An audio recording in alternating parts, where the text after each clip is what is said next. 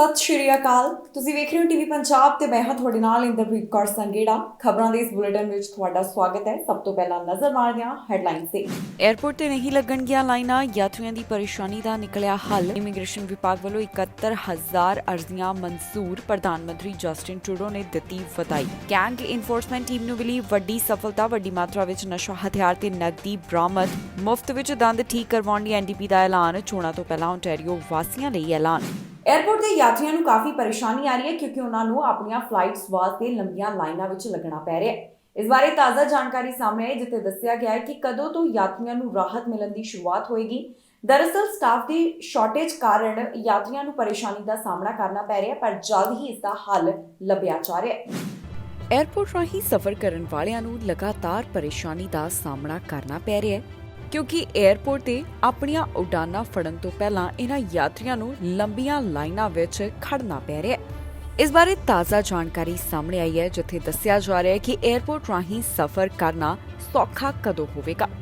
Industry officials ਦਾ ਇਸ ਬਾਰੇ ਕਹਿਣਾ ਹੈ ਕਿ ਗਰਮੀਆਂ ਤੱਕ ਏਅਰਪੋਰਟਸ ਰਾਹੀਂ ਸਫ਼ਰ ਕਰਨਾ ਪਹਿਲਾਂ ਦੇ ਮੁਕਾਬਲੇ ਆਸਾਨ ਹੋ ਜਾਏਗਾ ਕਿਉਂਕਿ ਇੱਥੇ ਜਿਹੜੀਆਂ ਲੰਬੀਆਂ ਲਾਈਨਾਂ ਇਸ ਸਮੇਂ ਲੱਗ ਰਹੀਆਂ ਨੇ ਉਹ ਉਸ ਵੇਲੇ ਘੱਟ ਹੋ ਜਾਣਗੀਆਂ।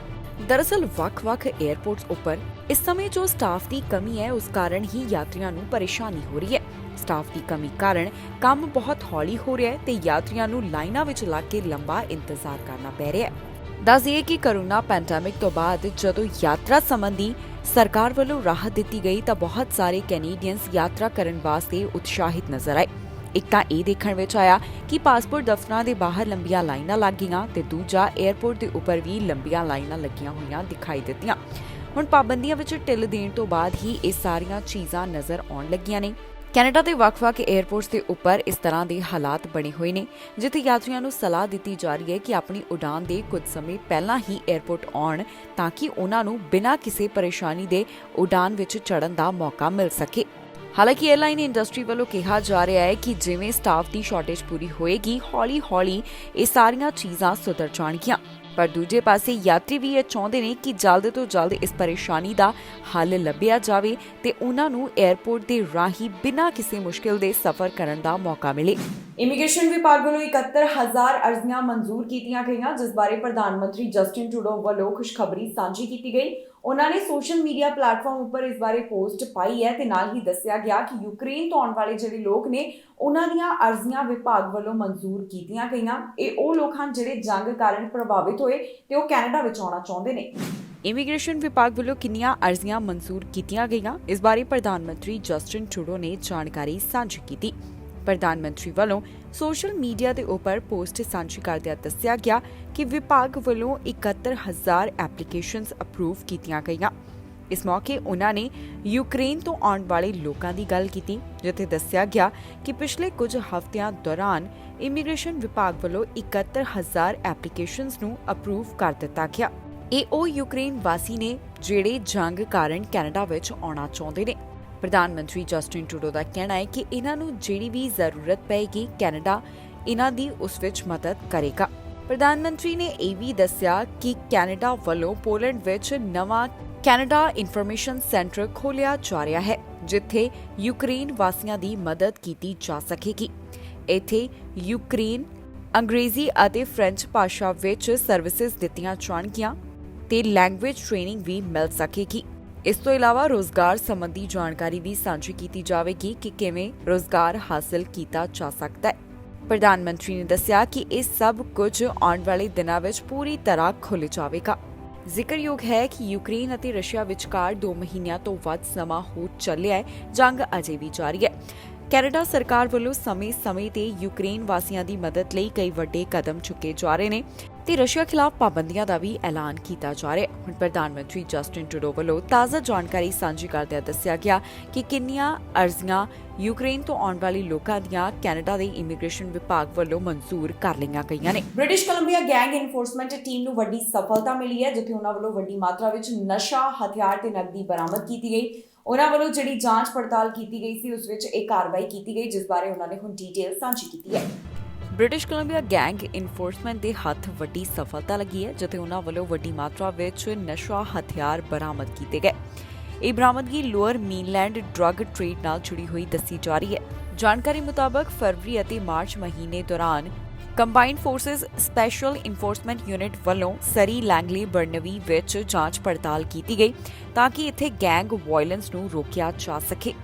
ਇਸ ਦੌਰਾਨ ਗੈਂਗ ਯੂਨਿਟ ਵੱਲੋਂ ਵੱਡੀ ਮਾਤਰਾ ਵਿੱਚ ਨਸ਼ਾ ਤੇ ਹਥਿਆਰ ਬਰਾਮਦ ਕੀਤੇ ਗਏ। ਜਾਣਕਾਰੀ ਮੁਤਾਬਕ ਉਨ੍ਹਾਂ ਨੇ 8 firearm, 2 converted airsoft firearm, 12 airsoft replicas, 3 kilo suspected illicit substance ਜਿਸ ਵਿੱਚ ਫੈਂਟਨਲ, ਮਿਥ ਅਤੇ ਕੋਕੇਨ ਸ਼ਾਮਲ ਹੈ ਉਸ ਨੂੰ ਬਰਾਮਦ ਕੀਤਾ। ਇਨਵੈਸਟੀਗੇਟਰਸ ਵੱਲੋਂ ਜਾਣਕਾਰੀ ਸਾਂਝੀ ਕਰਦੇ ਦੱਸਿਆ ਗਿਆ ਕਿ ਜੋ ਉਨ੍ਹਾਂ ਨੇ ਸਸਪੈਕਟਡ ਫੈਂਟਨਲ ਬਰਾਮਦ ਕੀਤਾ ਉਸ ਨਾਲ 31,135 ਡੋਜ਼ਸ ਤਿਆਰ ਹੋ ਸਕਦੀਆਂ ਨੇ। ਇਸ ਤੋਂ ਇਲਾਵਾ ਆਫੀਸਰਸ ਵੱਲੋਂ $50,000 ਦੀ ਨਕਦੀ ਵੀ ਬਰਾਮਦ ਕੀਤੀ ਗਈ। 5 ਵਾਹਨ, 87 ਹੋਰ ਹਥਿਆਰ ਜਿਸ ਵਿੱਚ ਚਾਕੂ, ਬੀਅਰ ਸਪਰੇ, ਬ੍ਰਾਸ ਨਕਲ ਅਤੇ ਹੋਰ ਕਈ ਚੀਜ਼ਾਂ ਸ਼ਾਮਿਲ ਨੇ ਉਹਨਾਂ ਨੂੰ ਬਰਾਮਦ ਕੀਤਾ ਗਿਆ। ਇਨਵੈਸਟੀਗੇਟਰਸ ਵੱਲੋਂ ਸਾਂਝੀ ਕੀਤੀ ਗਈ ਜਾਣਕਾਰੀ ਮੁਤਾਬਕ ਇਸ ਸੰਬੰਧੀ 213 ਇਨਵੈਸਟੀਗੇਸ਼ਨ ਫਾਈਲ ਬਣਾਈਆਂ ਗਈਆਂ ਤੇ ਉਹਨਾਂ ਵੱਲੋਂ ਇਸ ਮਾਮਲੇ ਦੀ ਵਧੇਰੇ ਜਾਂਚ ਕੀਤੀ ਜਾ ਰਹੀ ਹੈ। ਐਨਡੀਪੀ ਪਾਰਟੀ ਵੱਲੋਂ ਓਨਟਾਰੀਓ ਵਾਸੀਆਂ ਦੇ ਵੀ ਦੰਦ ਹੁਣ ਮੁਫਤ ਵਿੱਚ ਠੀਕ ਕਰਵਾਉਣ ਸੰਬੰਧੀ ਯੋਜਨਾ ਸਾਂਝੀ ਕੀਤੀ ਗਈ ਹੈ। ਐਨਡੀਪੀ ਪਾਰਟੀ ਦਾ ਕਹਿਣਾ ਹੈ ਕਿ ਜੇਕਰ ਓਨਟਾਰੀਓ ਦੀਆਂ ਹੋਣ ਵਾਲੀਆਂ ਚੋਣਾਂ ਵਿੱਚ ਉਹਨਾਂ ਨੂੰ ਜਿੱਤ ਮਿਲਦੀ ਹੈ ਤੇ ਉਹ ਸੱਤਾ ਵਿੱਚ ਆਉਂਦੇ ਨੇ ਤਾਂ ਡੈਂਟਲ ਕੇਅਰ ਪ੍ਰੋਗਰਾਮ ਸੰਬੰਧੀ ਉਹਨਾਂ ਵੱਲੋਂ ਕੁਝ ਖਾਸ ਤੇ ਵੱਡੇ ਕਦਮ ਚੁੱਕੇ ਜਾਣਗੇ ਜਿਸ ਬਾਰੇ ਗੱਲ ਉਹਨਾਂ ਵੱਲੋਂ ਕੀਤੀ ਗਈ। ਹੁਣ ਓਨਟਾਰੀਓ ਵਾਸੀਆਂ ਦੇ ਵੀ ਦੰਦ ਮੁਫਤ ਵਿੱਚ ਠੀਕ ਹੋਣਗੇ ਕਿਉਂਕਿ ਇਸ ਬਾਰੇ ਓਨਟਾਰੀਓ ਐਨਡੀਪੀ ਵੱਲੋਂ ਇੱਕ ਵੱਡਾ ਵਾਅਦਾ ਕੀਤਾ ਗਿਆ ਹੈ। ਦੱਸ ਦਈਏ ਕਿ ਓਨਟਾਰੀਓ ਵਿੱਚ ਜਿਹੜੀਆਂ ਚੋਣਾਂ ਹੋਣ ਵਾਲੀਆਂ ਨੇ ਉਸ ਤੋਂ ਪਹਿਲਾਂ ਵੱਖ-ਵੱਖ ਪਾਰਟੀਆਂ ਕਈ ਵੱਡੇ ਐਲਾਨ ਕਰਦੀਆਂ ਦਿਖਾਈ ਦੇ ਰਹੀਆਂ ਨੇ ਤੇ ਇਸੇ ਕੜੀ ਤਹਿਤ ਓਨਟਾਰੀਓ ਨਿਊ ਡੈਮੋਕ੍ਰੇਟਸ ਵੱਲੋਂ ਵੀ ਇੱਕ ਵੱਡਾ ਵਾਅਦਾ ਕੀਤਾ ਗਿਆ ਜਿੱਥੇ ਦੱਸਿਆ ਜਾ ਰਿਹਾ ਹੈ ਕਿ ਲੋ ਅਤੇ ਮਿਡਲ ਇਨਕਮ ਪਰਿਵਾਰਾਂ ਦੇ ਮੁਫਤ ਵਿੱਚ ਜਾਂ ਫਿਰ ਘੱਟ ਕੀਮਤ ਤੇ ਦੰਦ ਠੀਕ ਹੋਣਗੇ। ਇਹ ਮੁਫਤ ਵਿੱਚ ਡੈਂਟਲ ਕੇਅਰ ਇਹਨਾਂ ਪਰਿਵਾਰਾਂ ਨੂੰ ਪਹੁੰਚਾਉਣ ਬਾਰੇ ਗੱਲ ਉਹਨਾਂ ਵੱਲੋਂ ਕੀਤੀ ਗਈ। ਇੱਥੇ ਐਨਡੀਪੀ ਪਾਰਟੀ ਦਾ ਕਹਿਣਾ ਹੈ ਕਿ ਜੇਕਰ ਉਹ ਸੱਤਾ ਵਿੱਚ ਆਉਂਦੇ ਨੇ ਤਾਂ ਉਹਨਾਂ ਵੱਲੋਂ ਕਈ ਕਦਮ ਚੁੱਕੇ ਜਾਣਗੇ ਜਿਹੜੇ ਓਨਟਾਰੀਓ ਵਾਸੀਆਂ ਦੀ ਬਿਹਤਰੀ ਵਾਸਤੇ ਹੋਣਗੇ। ਇਸ ਬਾਰੇ ਹੁਣ ਹੋਰ ਕੀ ਡਿਟੇਲ ਸਾਹਮਣੇ ਆਈ ਹੈ ਆਓ ਤੁਹਾਨੂੰ ਸੁਣਾਉਂਦੇ ਹਾਂ। For me, that's what it's all about.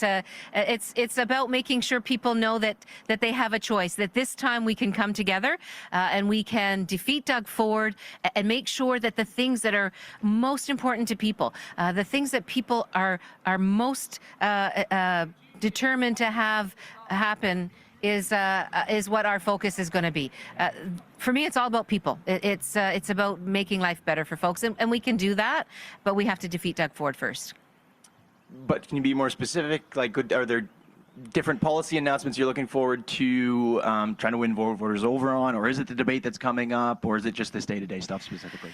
Yes, it's a good question insofar as we know that campaigns matter, but campaigns are obviously made up of a whole bunch of different things, and I can tell you I have strategists that are doing some of that work as all campaigns will have.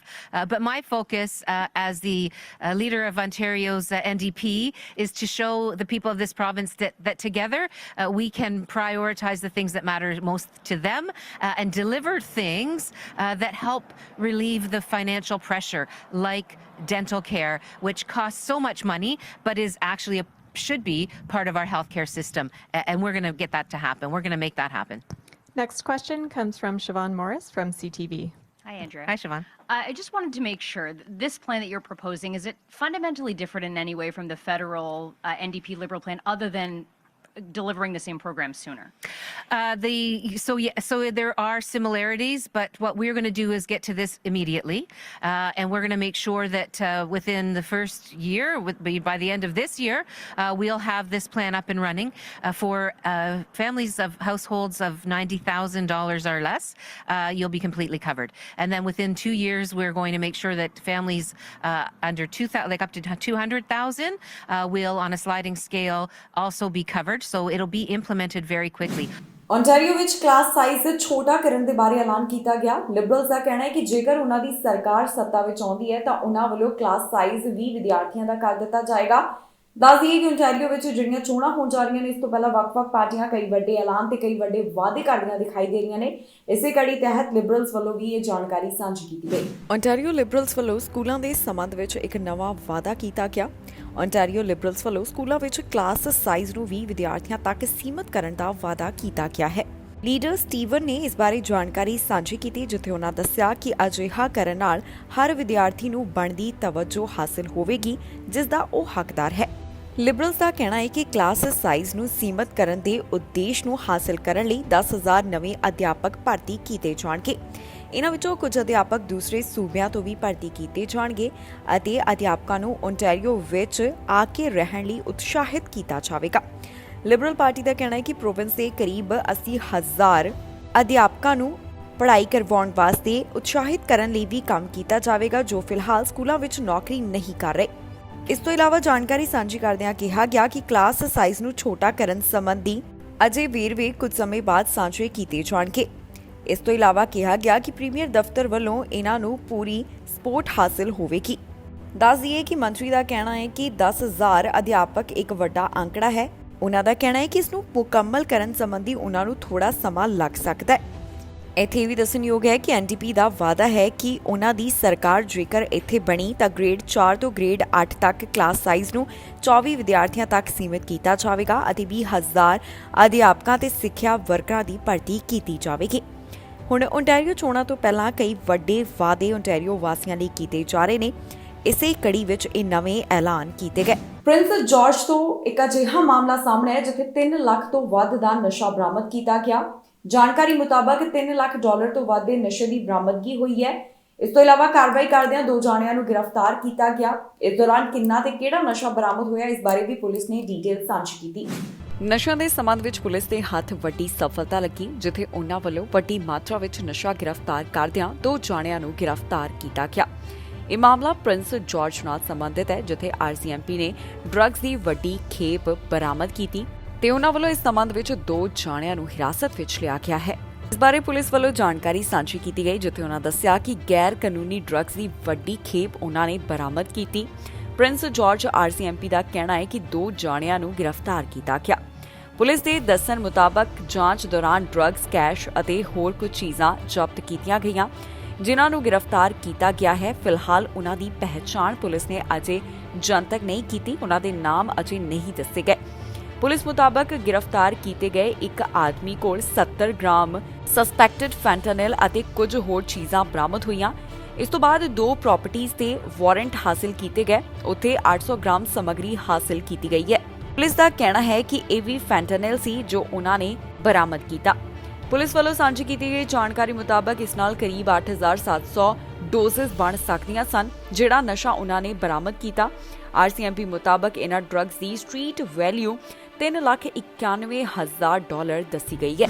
Ukraine ਦੇ ਪ੍ਰਧਾਨ ਮੰਤਰੀ ਵੱਲੋਂ Justin Trudeau ਨੂੰ appeal ਕੀਤੀ ਗਈ ਹੈ। Ukraine ਦੇ ਪ੍ਰਧਾਨ ਮੰਤਰੀ ਚਾਹੁੰਦੇ ਨੇ ਕਿ ਪ੍ਰਧਾਨ ਮੰਤਰੀ ਜਸਟਿਨ ਟਰੂਡੋ ਅਤੇ ਡਿਪਟੀ ਪ੍ਰਧਾਨ ਮੰਤਰੀ ਫ੍ਰੀਲੈਂਡ ਕੀਵ ਦੇ ਦੌਰੇ ਉੱਪਰ ਆਉਣ। ਦੱਸ ਦਈਏ ਕਿ ਇਸ ਤੋਂ ਪਹਿਲਾਂ ਵੀ ਕਈ ਦੇਸ਼ਾਂ ਦੇ ਪ੍ਰਧਾਨ ਮੰਤਰੀ ਕੀਵ ਦਾ ਦੌਰਾ ਕਰ ਚੁੱਕੇ ਨੇ ਤੇ ਹੁਣ ਅਪੀਲ ਜਿਹੜੀ ਹੈ ਉਹ ਪ੍ਰਧਾਨ ਮੰਤਰੀ ਜਸਟਿਨ ਟਰੂਡੋ ਨੂੰ ਕੀਤੀ ਗਈ। ਯੂਕਰੇਨ ਦੇ ਪ੍ਰਧਾਨ ਮੰਤਰੀ ਨੇ ਕੈਨੇਡਾ ਦੇ ਪ੍ਰਧਾਨ ਮੰਤਰੀ ਜਸਟਿਨ ਟਰੂਡੋ ਨੂੰ ਅਪੀਲ ਕੀਤੀ ਹੈ। ਉਨ੍ਹਾਂ ਦਾ ਕਹਿਣਾ ਹੈ ਕਿ ਪ੍ਰਧਾਨ ਮੰਤਰੀ ਜਸਟਿਨ ਟਰੂਡੋ ਅਤੇ deputy prime minister Freeland Kyiv ਦਾ ਦੌਰਾ ਕਰਨ। ਜੀ ਹਾਂ, ਯੂਕਰੇਨ ਦੇ ਪ੍ਰਧਾਨ ਮੰਤਰੀ ਡੈਨਿਸ ਨੇ ਪ੍ਰਧਾਨ ਮੰਤਰੀ ਜਸਟਿਨ ਟਰੂਡੋ ਅਤੇ ਉਪ ਪ੍ਰਧਾਨ ਮੰਤਰੀ ਫ੍ਰੀਲੈਂਡ ਨੂੰ ਜਲਦ ਤੋਂ ਜਲਦ ਕੀਵ ਦਾ ਦੌਰਾ ਕਰਨ ਦੀ ਅਪੀਲ ਕੀਤੀ। ਯੂਕਰੇਨ ਦੇ ਪ੍ਰਧਾਨ ਮੰਤਰੀ ਦਾ ਕਹਿਣਾ ਹੈ ਕਿ ਜਸਟਿਨ ਟਰੂਡੋ ਅਤੇ ਹੋਰ ਸਰਕਾਰੀ ਮੈਂਬਰਾਂ ਨੂੰ ਆਪਣੇ ਦੇਸ਼ ਵਿੱਚ ਹੋਸਟ ਕਰਨ ਲਈ ਯੂਕਰੇਨ ਮਾਣ ਮਹਿਸੂਸ ਕਰੇਗਾ। ਦੱਸ ਦਈਏ ਕਿ ਡੈਨਿਸ ਅਜਿਹੇ ਪਹਿਲੇ ਯੂਕਰੇਨੀ ਅਧਿਕਾਰੀ ਨਹੀਂ ਜਿਨ੍ਹਾਂ ਨੇ ਫੈਡਰਲ ਸਰਕਾਰ ਦੇ ਨੁਮਾਇੰਦਿਆਂ ਨੂੰ ਯੂਕਰੇਨ ਦਾ ਦੌਰਾ ਕਰਨ ਵਾਸਤੇ ਕਿਹਾ ਹੋਵੇ। ਇਸ ਤੋਂ ਪਹਿਲਾਂ ਕੈਨੇਡਾ ਲਈ ਯੂਕਰੇਨ ਦੇ ਸਾਬਕਾ ਰਾਜਦੂਤ ਵੀ ਅਜਿਹਾ ਕਹਿ ਚੁੱਕੇ ਨੇ। ਉਨ੍ਹਾਂ ਵੱਲੋਂ ਵੀ ਦੌਰੇ ਸੰਬੰਧੀ ਅਪੀਲ ਕੀਤੀ ਗਈ ਸੀ। ਕਈ ਵਿਦੇਸ਼ੀ ਅਧਿਕਾਰੀਆਂ ਦੇ ਯੂਕਰੇਨ ਦਾ ਦੌਰਾ ਕਰ ਚੁੱਕੇ ਹੋਣ ਕਰਕੇ ਹੁਣ ਕੈਨੇਡਾ ਦਾ ਦਬਾਅ ਵੱਧ ਰਿਹਾ ਹੈ। ਦੱਸ ਦਈਏ ਕਿ ਰਾਜਧਾਨੀ ਕੀਵ ਅਤੇ ਇਸ ਦੇ ਨਾਲ ਲੱਗਦੇ ਇਲਾਕਿਆਂ ਵਿੱਚ ਹਾਲਾਤ ਸਥਿਰ ਹੋਣ ਤੋਂ ਬਾਅਦ ਬ੍ਰਿਟਿਸ਼ ਪ੍ਰਧਾਨ ਮੰਤਰੀ ਬੋਰਿਸ ਜੌਨਸਨ, ਸੰਯੁਕਤ ਰਾਸ਼ਟਰ ਦੇ ਸਕੱਤਰ ਜਨਰਲ ਅਤੇ ਯੂਰਪੀਅਨ ਯੂਨੀਅਨ ਦੇ ਉੱਚ ਅਧਿਕਾਰੀ ਕੀਵ ਜਾ ਕੇ ਯੂਕਰੇਨ ਦੇ ਅਧਿਕਾਰੀਆਂ ਨਾਲ ਮੁਲਾਕਾਤ ਕਰ ਚੁੱਕੇ ਨੇ ਤੇ ਰੂਸ ਵੱਲੋਂ ਜਿਹੜਾ ਇੱਥੇ ਹਮਲਾ ਕੀਤਾ ਗਿਆ ਉਸ ਨੂੰ ਉਹਨਾਂ ਨੇ ਨਜ਼ਦੀਕ ਤੋਂ ਦੇਖਿਆ। ਇਸ ਤੋਂ ਇਲਾਵਾ ਪ੍ਰਧਾਨ ਮੰਤਰੀ ਜਸਟਿਨ ਟਰੂਡੋ ਵੱਲੋਂ ਵੀ ਯੂਕਰੇਨ ਦੇ ਪ੍ਰਧਾਨ ਮੰਤਰੀ ਦੇ ਸੱਦੇ ਦਾ ਜਵਾਬ ਦਿੱਤਾ ਗਿਆ। ਉਨ੍ਹਾਂ ਕਿਹਾ ਕਿ ਕੈਨੇਡਾ ਹਮੇਸ਼ਾ ਯੂਕਰੇਨ ਨਾਲ ਖੜਾ ਰਹੇਗਾ ਪਰ ਉਨ੍ਹਾਂ ਦੀ ਕੀਵ ਜਾਣ ਦੀ ਯੋਜਨਾ ਹੈ ਜਾਂ ਨਹੀਂ ਇਸ ਬਾਰੇ ਸਵਾਲ ਨੂੰ ਪ੍ਰਧਾਨ ਮੰਤਰੀ ਜਸਟਿਨ ਟਰੂਡੋ ਨੇ ਨਜ਼ਰਅੰਦਾਜ਼ ਕਰ ਦਿੱਤਾ। ਹਿੱਟ ਐਂਡ ਰਨ ਦੇ ਮਾਮਲੇ ਵਿੱਚ ਇੱਕ ਜ਼ਖਮੀ ਹੋਇਆ ਜਿਸ ਬਾਰੇ ਪੁਲਿਸ ਵੱਲੋਂ ਜਾਣਕਾਰੀ ਸਾਂਝੀ ਕੀਤੀ ਗਈ। ਫਿਲਹਾਲ ਪੁਲਿਸ ਇਸ ਮਾਮਲੇ ਦੀ ਪੜਤਾਲ ਕਰ ਰਹੀ ਹੈ ਤੇ ਉਹਨਾਂ ਵੱਲੋਂ ਬਹੁਤੀ ਜਾਣਕਾਰੀ ਅਜੇ ਨਹੀਂ ਦਿੱਤੀ ਗਈ। ਨਾਰਥ ਯਾਰਕ ਤੋਂ ਇੱਕ ਹਿੱਟ ਐਂਡ ਰਨ ਦਾ ਮਾਮਲਾ ਸਾਹਮਣੇ ਆਇਆ ਜਿਸ ਦੌਰਾਨ ਵਿਅਕਤੀ ਜ਼ਖਮੀ ਹੋਇਆ।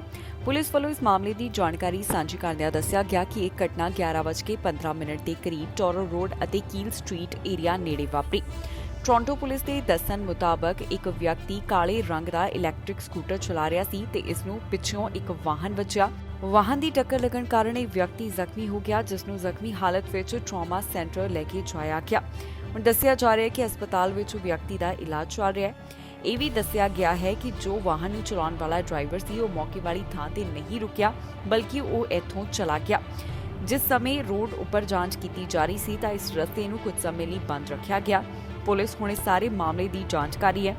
ਜਿਹੜਾ ਵਿਅਕਤੀ ਇਸ ਹਾਦਸੇ ਵਿੱਚ ਜ਼ਖਮੀ ਹੋਇਆ ਉਸ ਦੀ ਪਹਿਚਾਣ ਉਹਨਾਂ ਨੇ ਜਨਤਕ ਨਹੀਂ ਕੀਤੀ। ਆਮ ਲੋਕਾਂ ਨੂੰ ਉਸ ਦਾ ਨਾਮ ਅਜੇ ਨਹੀਂ ਦੱਸਿਆ ਗਿਆ, ਪਰ ਪੁਲਿਸ ਦਾ ਕਹਿਣਾ ਹੈ ਕਿ ਜੇਕਰ ਕਿਸੇ ਨੂੰ ਵੀ ਇਸ ਬਾਰੇ ਕੋਈ ਜਾਣਕਾਰੀ ਹੋਵੇ ਜਾਂ ਫਿਰ ਕਿਸੇ ਕੋਲ ਵੀ ਇਸ ਬਾਰੇ ਕੋਈ ਫੁਟੇਜ ਹੋਵੇ ਤਾਂ ਪੁਲਿਸ ਨਾਲ ਜ਼ਰੂਰ ਸੰਪਰਕ ਕਰਨ। ਬਾਕੀ ਦੀ ਜਾਣਕਾਰੀ ਪੁਲਿਸ ਵੱਲੋਂ ਬਾਕੀ ਇਨਫੋਰਮੇਸ਼ਨ ਹਾਸਲ ਕਰਨ ਤੋਂ ਬਾਅਦ ਸਾਂਝੀ ਕੀਤੀ ਜਾਵੇਗੀ। ਕੈਨੇਡਾ ਵਿੱਚ ਵੇਪਿੰਗ ਦਾ ਕ੍ਰੇਜ਼ ਕਾਫੀ ਵੱਧ ਰਿਹਾ ਹੈ। ਇੱਕ ਪੋਲ ਤੋਂ ਜਾਣਕਾਰੀ ਸਾਹਮਣੇ ਆਈ ਜਿੱਥੇ ਪਤਾ ਚੱਲਿਆ ਕਿ ਪਹਿਲਾਂ ਦੇ ਮੁਕਾਬਲੇ ਬਹੁਤ ਸਾਰੇ ਨੌਜਵਾਨ ਕੈਨੇਡਾ ਵਿੱਚ ਅਜਿਹੇ ਨੇ ਜਿਹੜੇ ਵੇਪਿੰਗ ਡਿਵਾਈਸ ਦੀ ਵਰਤੋਂ ਕਰ ਰਹੇ ਨੇ। ਦੂਜੇ ਪਾਸੇ ਵੱਡੀ ਗਿਣਤੀ ਕੈਨੇਡੀਅਨਸ ਇਹ ਵੀ ਮੰਗ ਕਰ ਰਹੇ ਨੇ ਕਿ ਇਸ ਤਰ੍ਹਾਂ ਦੀਆਂ ਚੀਜ਼ਾਂ ਕੈਨੇਡਾ ਵਿੱਚ ਬੈਨ ਹੋਣੀਆਂ ਚਾਹੀਦੀਆਂ ਨੇ। ਕੈਨੇਡਾ ਵਿੱਚ ਵੇਪਿੰਗ ਦਾ ਕ੍ਰੇਜ਼ ਵਧਦਾ ਹੋਇਆ ਦਿਖਾਈ ਦੇ ਰਿਹਾ ਹੈ। ਇਸ ਬਾਰੇ ਇੱਕ ਪੋਲ ਵੀ ਸਾਹਮਣੇ ਆਇਆ ਜਿਸ ਵਿੱਚ ਪਤਾ ਚੱਲਿਆ ਹੈ ਕਿ ਜਿਹੜੇ ਯੰਗ ਕੈਨੇਡੀਅਨਸ ਹਨ ਕਿਵੇਂ ਉਹ ਜ਼ਿਆਦਾ ਵੇਪਿੰਗ ਦਾ ਸੇਵਨ ਕਰਨ ਲੱਗ ਪਏ ਹਨ। ਦਰਅਸਲ ਰਿਸਰਚ ਕਾਰਪੋਰੇਸ਼ਨ ਵੱਲੋਂ ਇੱਕ ਪੋਲ ਕਰਵਾਇਆ ਗਿਆ ਜਿੱਥੇ ਪਤਾ ਚੱਲਿਆ ਕਿ ਵੱਧ ਗਿਣਤੀ ਕੈਨੇਡੀਅਨਸ ਹੁਣ ਵੇਪਿੰਗ ਕਰਨ ਲੱਗੇ ਹਨ। ਪਹਿਲਾਂ ਦੇ ਮੁਕਾਬਲੇ ਇਸ ਦੀ ਤੁਲਨਾ ਕਰਦਿਆਂ ਇਸ ਵਿੱਚ ਹੋਇਆ ਵਾਧਾ ਦੱਸਿਆ ਗਿਆ ਹੈ। ਇਸ ਪੋਲ ਰਾਹੀਂ ਇਹ ਜਾਣਕਾਰੀ ਨਿਕਲ ਕੇ ਸਾਹਮਣੇ ਆਈ ਕਿ ਪਿਛਲੇ 12 ਮਹੀਨਿਆਂ ਦੌਰਾਨ 17% ਕੈਨੇਡੀਅਨਸ ਵੱਲੋਂ ਵੇਪਿੰਗ ਡਿਵਾਈਸ ਦੀ ਵਰਤੋਂ ਕੀਤੀ ਗਈ, ਜੋ ਕਿ 2020 ਦੇ ਸਰਵੇ ਤੋਂ 7 ਪੁਆਇੰਟਸ ਉੱਪਰ ਦੱਸਿਆ ਗਿਆ। ਭਾਵ ਕਿ 2020 ਦੇ ਮੁਕਾਬਲੇ ਇਸ ਵਾਰ ਦੀ ਗਿਣਤੀ 7% ਵੱਧ ਦਰਜ ਕੀਤੀ ਗਈ। ਜਿਸ ਪੋਲ ਦੇ ਰਾਹੀਂ ਜਾਣਕਾਰੀ ਸਾਂਝੀ ਕੀਤੀ ਗਈ ਉਸ ਵਿੱਚ 26% ਰਿਸਪੋਂਡੈਂਟਸ 18 ਤੋਂ 34 ਸਾਲ ਦੇ ਅਜਿਹੇ ਸਨ ਜਿਨ੍ਹਾਂ ਦੱਸਿਆ ਕਿ ਉਹ ਵੇਪਿੰਗ ਦੀ ਵਰਤੋਂ ਕਰਦੇ ਹਨ ਤੇ ਜਿਹੜੇ 7% ਸਨ ਉਹਨਾਂ ਦੀ ਉਮਰ 55 ਸਾਲ ਤੇ ਇਸ ਤੋਂ ਵੱਧ ਦੱਸੀ ਗਈ ਹੈ। ਇਸ ਤੋਂ ਇਲਾਵਾ ਇਹ ਵੀ ਦੱਸ ਦਈਏ ਕਿ 80% ਕੈਨੇਡੀਅਨਸ ਇਹ ਚਾਹੁੰਦੇ ਨੇ ਕਿ ਵੇਪ ਨੂੰ ਕੈਨੇਡਾ ਵਿੱਚ ਬੈਨ ਕੀਤਾ ਜਾਵੇ, ਇਸ ਦੀ ਸੇਲ ਉੱਪਰ ਰੋਕ ਲਗਾਈ ਜਾਵੇ। ਇਸ ਬਾਰੇ ਵੀ ਪੋਲ ਤੋਂ ਹੀ ਜਾਣਕਾਰੀ ਨਿਕਲ ਕੇ ਸਾਹਮਣੇ ਆਈ ਹੈ। ਬਹੁਤ ਵੱਡੀ ਗਿਣਤੀ ਵਿੱਚ ਕੈਨੇਡੀਅਨਸ ਅਜਿਹੇ ਨੇ ਜਿਹੜੇ ਚਾਹੁੰਦੇ ਹਨ ਕਿ ਕਈ ਤਰ੍ਹਾਂ ਦੀਆਂ ਜਿਹੜੀਆਂ ਫਲੇਵਰਡ ਸਿਗਰਟਸ ਨੇ ਉਹਨਾਂ ਉੱਪਰ ਵੀ ਰੋਕ ਲਗਾਈ ਜਾਵੇ ਤੇ ਵੇਪਿੰਗ ਪ੍ਰੋਡਕਟਸ ਵੀ ਕੈਨੇਡਾ ਵਿੱਚ ਬੈਨ ਕਰ ਦਿੱਤੇ ਜਾਣ। ਇੱਥੇ ਵੀ ਦੱਸਣਯੋਗ ਹੈ ਕਿ ਬ੍ਰਿਟਿਸ਼ ਕੋਲੰਬੀਆ ਵਿੱਚ ਵੱਧ ਗਿਣਤੀ ਲੋਕ ਅਜਿਹੇ ਨੇ ਜਿਹੜੇ ਵੇਪ ਦੀ ਵਰਤੋਂ ਕਰਦੇ ਹਨ। ਇੱਥੇ 21% ਦਾ ਅੰਕੜਾ ਦੱਸਿਆ ਗਿਆ ਜਿਹੜੇ ਵੇਪਿੰਗ ਡਿਵਾਈਸ ਦੀ ਵਰਤੋਂ ਕਰਦੇ ਨੇ।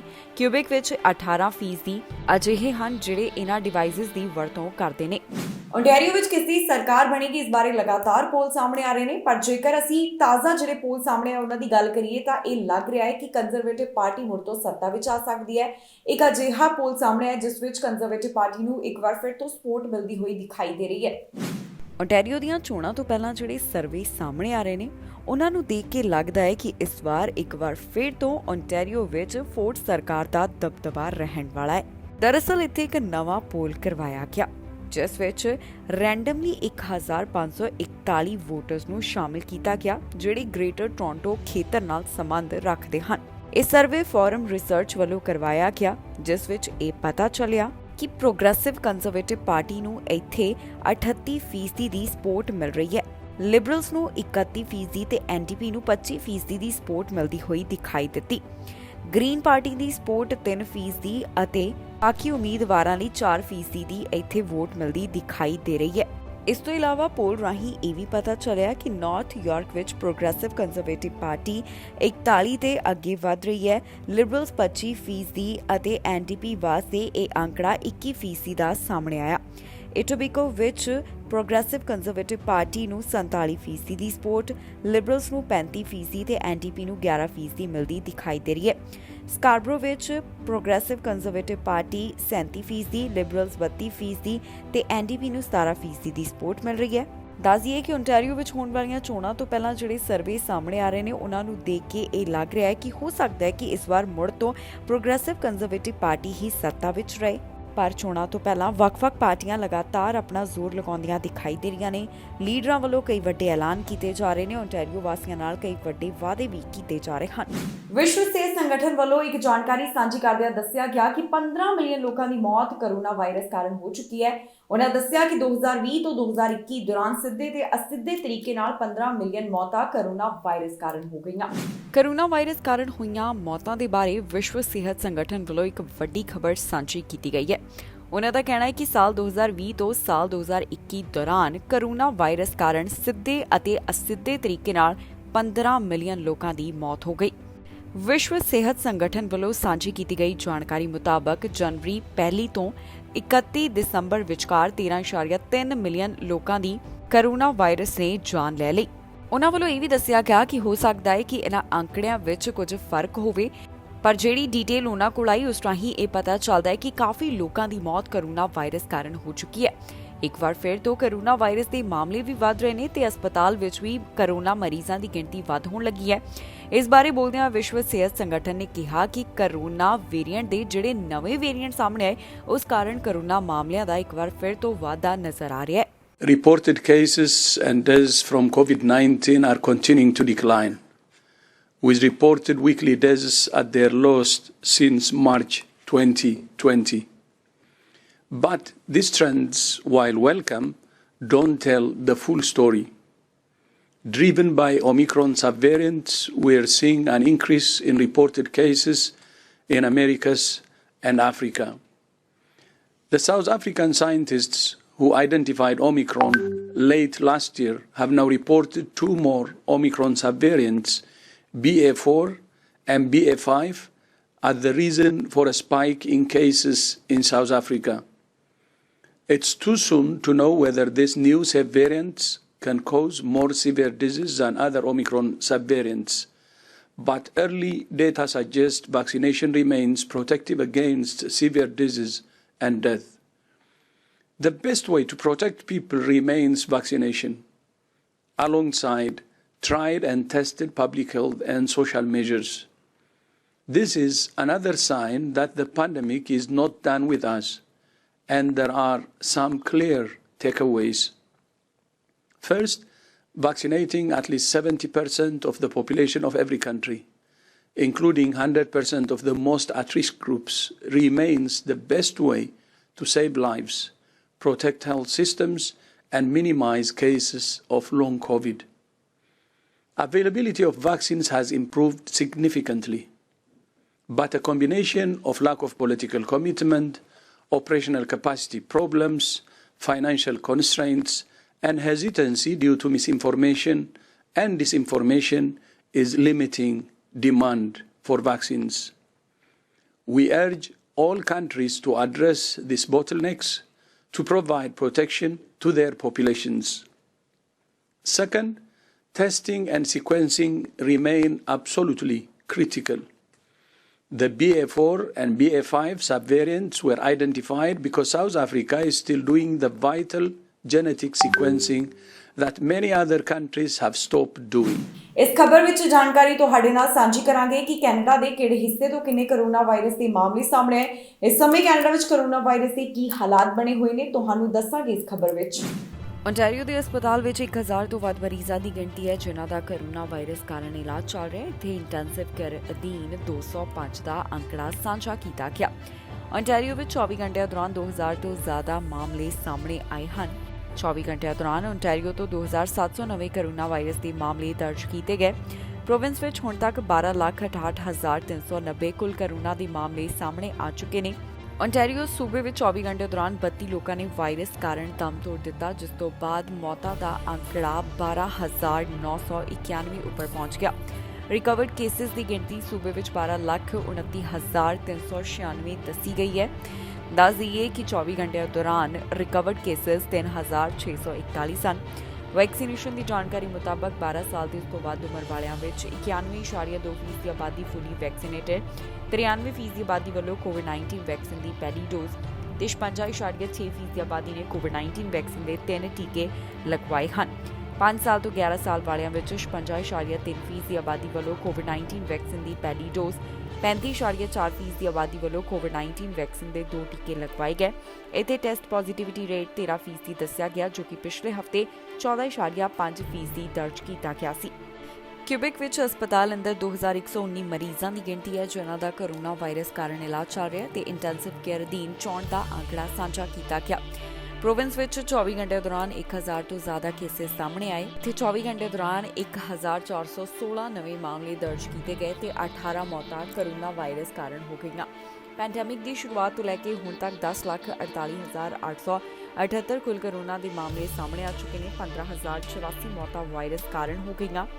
ਵੈਕਸੀਨੇਸ਼ਨ ਦੀ ਜਾਣਕਾਰੀ ਮੁਤਾਬਕ 5 ਸਾਲ ਦੇ ਤੋਂ ਵੱਧ ਉਮਰ ਵਾਲਿਆਂ ਵਿੱਚ 91% ਆਬਾਦੀ ਵੱਲੋਂ ਕੋਵਿਡ-19 ਵੈਕਸੀਨ ਦੀ ਇੱਕ ਡੋਜ਼, 54% ਆਬਾਦੀ ਵੱਲੋਂ ਕੋਵਿਡ-19 ਵੈਕਸੀਨ ਦੇ 3 ਟੀਕੇ ਤੇ 10% ਆਬਾਦੀ ਉਹ ਹੈ ਜਿਨ੍ਹਾਂ ਨੇ ਕੋਵਿਡ-19 ਵੈਕਸੀਨ ਦੇ 4 ਟੀਕੇ ਲਗਵਾ ਲਏ। ਇਸ ਦੇ ਨਾਲ ਹੀ ਜਾਂਦੇ ਇੱਕ ਵਾਰ ਫਿਰ ਤੋਂ ਨਜ਼ਰ ਮਾਰਦੇ ਹਾਂ ਹੈਡਲਾਈਨਸ ਤੇ। ਏਅਰਪੋਰਟ ਤੇ ਨਹੀਂ ਲੱਗਣਗੀਆਂ ਲਾਈਨਾਂ, ਯਾਤਰੀਆਂ ਦੀ ਪਰੇਸ਼ਾਨੀ ਦਾ ਨਿਕਲਿਆ ਹੱਲ। ਇਮੀਗ੍ਰੇਸ਼ਨ ਵਿਭਾਗ ਵੱਲੋਂ 71,000 ਅਰਜ਼ੀਆਂ ਮਨਜ਼ੂਰ, ਪ੍ਰਧਾਨ ਮੰਤਰੀ ਜਸਟਿਨ ਟਰੂਡੋ ਨੇ ਦਿੱਤੀ ਵਧਾਈ। ਗੈਂਗ ਇਨਫੋਰਸਮੈਂਟ ਟੀਮ ਨੂੰ ਮਿਲੀ ਵੱਡੀ ਸਫਲਤਾ, ਵੱਡੀ ਮਾਤਰਾ ਵਿੱਚ ਨਸ਼ਾ ਹਥਿਆਰ ਤੇ ਨਕਦੀ ਬਰਾਮਦ। ਮੁਫਤ ਵਿੱਚ ਦੰਦ ਠੀਕ ਕਰਵਾਉਣ ਲਈ ਐਨਡੀਪੀ ਦਾ ਐਲਾਨ, ਚੋਣਾਂ ਤੋਂ ਪਹਿਲਾਂ ਓਨਟਾਰੀਓ ਵਾਸੀਆਂ ਲਈ ਐਲਾਨ। ਖਬਰਾਂ ਦੇ ਇਸ ਬੁਲੇਟਿਨ ਵਿੱਚ ਇੰਨਾ ਹੀ। ਫਿਲਹਾਲ ਮੈਨੂੰ ਇੰਦਰਪ੍ਰੀਤ ਕੌਰ ਸੰਗੇੜਾ ਨੂੰ ਦਿਓ ਇਜਾਜ਼ਤ ਤੇ ਤੁਸੀਂ ਵੇਖਦੇ ਰਹੋ ਟੀਵੀ ਪੰਜਾਬ।